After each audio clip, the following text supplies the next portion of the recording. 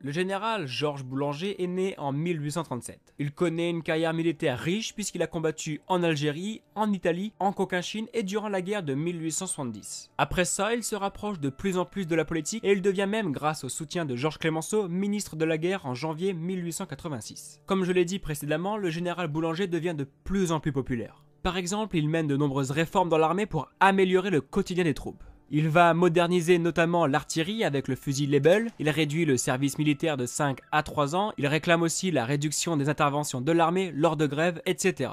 C'est alors qu'un nouveau mouvement patriotique apparaît, le mouvement boulangiste. Mais avant d'être un mouvement politique, il est avant tout un sentiment. Le sentiment de revanche face à la Prusse, d'une exaltation du sentiment national et d'un retour aux sources de la Révolution française. Le général Boulanger est donc vu comme un homme providentiel, sauveur de la France, menacé par une nouvelle invasion allemande. De plus, en avril 1887 a lieu un événement qui faillit replonger la France dans une guerre contre la Prusse. En effet, à la frontière de l'Est, à Pagny-sur-Moselle plus exactement, le commissaire spécial des chemins de fer, Schneebele, est arrêté par les Allemands pour espionnage. C'en est trop pour le général Boulanger qui souhaite une épreuve de force avec l'Allemagne. Toutefois, le gouvernement sait très bien que la France n'est pas du tout prête économiquement et matériellement pour une nouvelle guerre. C'est alors qu'il décide d'exclure Boulanger du poste de ministre et de l'écarter loin de Paris en l'affectant au commandement du 39e corps d'armée de Clermont-Ferrand.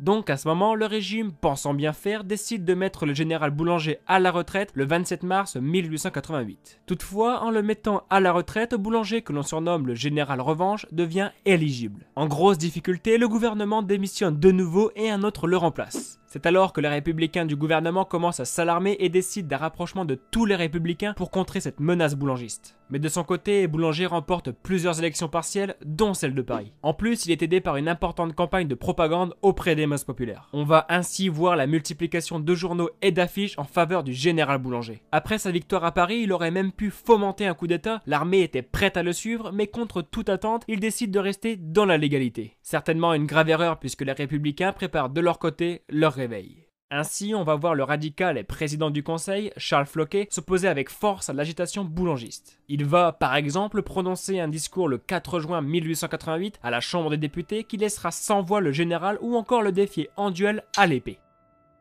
Devant la menace boulangiste, les radicaux, de leur côté, acceptent de se regrouper avec des républicains modérés et des socialistes et de former une nouvelle société, la Société des droits de l'homme et du citoyen le 23 mai 1888. De plus, tout le monde a en tête les élections législatives du 22 septembre et 6 octobre 1889. Ces élections seront décisives. En effet, soit les républicains la remportent et le boulangisme disparaît, soit les boulangistes la remportent avec la perspective d'un retour des monarchistes et de l'église. Car oui, entre deux, le général Boulanger s'est rapproché de la droite conservatrice et de l'église à travers l'idée d'une pacification religieuse, notamment pour des questions financières car déjà à cette époque, mener des campagnes coûtait très cher. Et devant cette menace toujours de plus en plus grande, les républicains n'hésitèrent pas non plus à utiliser tous les moyens pour éliminer le général.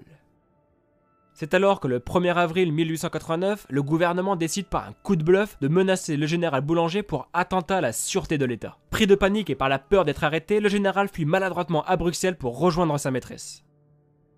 Ce geste est très mal reçu par les partisans du général qui voient dans cette fuite un acte de lâcheté inadmissible pour un homme qui veut se venger de la Prusse et combattre la République parlementaire. La menace boulangiste semble s'écarter peu à peu. De plus, en 1889 a lieu le centenaire de la Révolution française et l'ouverture de l'Exposition universelle. Ces deux événements permettent au gouvernement de célébrer les bienfaits de la République et de convaincre la population de rester fidèle à la République. Et les résultats des élections législatives confirment la baisse du boulangisme. En effet, seuls 42 députés boulangistes sont élus contre 366 côté républicain.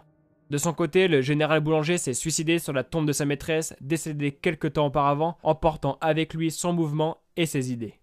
Ainsi, la crise boulangiste est née d'une contestation populaire déçue de la République corrompue. Le boulangisme a failli faire tomber une jeune République qui connaissait déjà ses premiers scandales. Mais les républicains, en s'unifiant, ont réussi à contrer ce mouvement.